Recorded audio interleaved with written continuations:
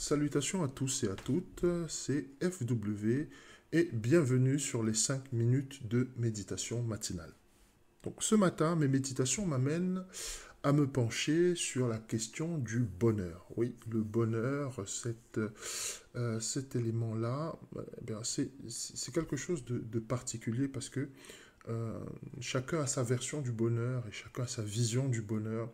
Mais dans le fond, on s'aperçoit en avançant dans la vie que finalement, chaque fois, le bonheur nous échappe et nous menons en fait une course qui, chaque fois, on essaye de l'attraper et il nous échappe ou parfois on croit l'avoir trouvé et on s'aperçoit en fait que ce n'est pas le cas.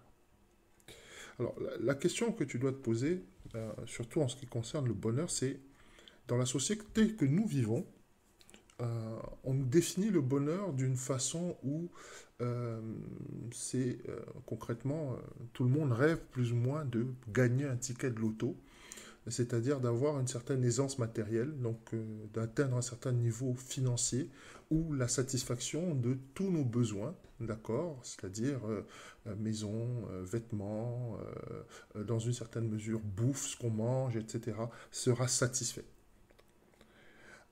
Mais la question que tu dois te poser, c'est que pourquoi les gens qui arrivent au sommet de notre société, ceux qui sont plus riches, ceux qui sont plus nantis, euh, semblent si éloignés du bonheur. On vous parle tout le temps de suicide, de dépression. Parfois certaines te disent même que leur vie est meilleure sans argent. Je suis tombé sur une interview une fois de Mike Tyson, le boxeur, où il disait que il était beaucoup plus heureux avant qu'il ait eu de l'argent, de la notoriété et du succès. Donc, par exemple, les milliardaires, lorsque tu les regardes, est-ce que ce sont des gens qui te donnent l'impression de nager dans le bonheur? Ça doit t'amener à te questionner en fait sur ce que c'est que le bonheur. Parce que nous vivons cette vie, en fait, à la recherche d'une certaine forme de bonheur.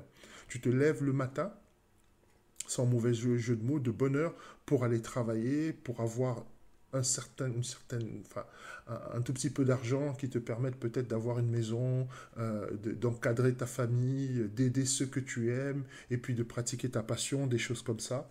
Mais est-ce qu'on ne nous a pas vendu une forme de bonheur ou une illusion du bonheur? Parce que le bonheur, en fait, c'est pas l'absence de souffrance. Vous prenez par exemple une maman, une femme qui est enceinte. Lorsqu'elle sort de la maternité et qu'elle a son bébé dans les bras, elle est heureuse.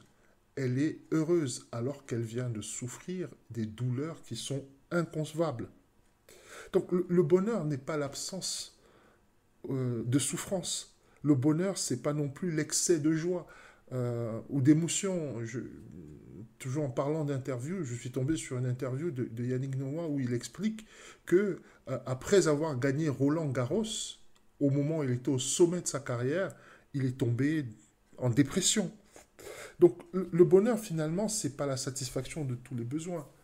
Euh, mais en réalité, le bonheur, c'est une quête. C'est une quête que tu vas faire, c'est une quête que tu vas effectuer dans ta vie. Et cette quête-là, elle passe par une chose et une seule chose qui est essentielle. C'est comment tu vois les choses. Ta vision des choses détermine si tu es heureux. Il y a des sociétés dans lesquelles les gens n'ont pas tout ce que nous avons, ils n'ont même pas l'eau courante. Pour vous dire, ils sont obligés de faire des kilomètres pour chercher de l'eau. Pas comme nous qui faisons des kilomètres pour remplir notre réservoir actuellement. Mais ces gens-là sont plus heureux que nous. Ces gens-là vivent une vie qui est plus épanouie que la nôtre. Pourquoi? Parce que simplement, malgré tout ce qui manque, ils ne considèrent pas ce qui leur manque, ils considèrent ce qu'ils ont. Le bonheur, en fait, ne dépend pas des choses qui sont à l'extérieur de toi, maison, voiture, etc. Le bonheur dépend des choses que tu as à l'intérieur de toi, ta vision du monde. Est-ce que tu vois le verre à moitié plein ou est-ce que tu vois le verre à moitié vide? Ce matin, décide de prendre le bonheur, décide de changer la façon dont tu vois les choses, décide de changer la façon dont tu apprécies les choses et surtout,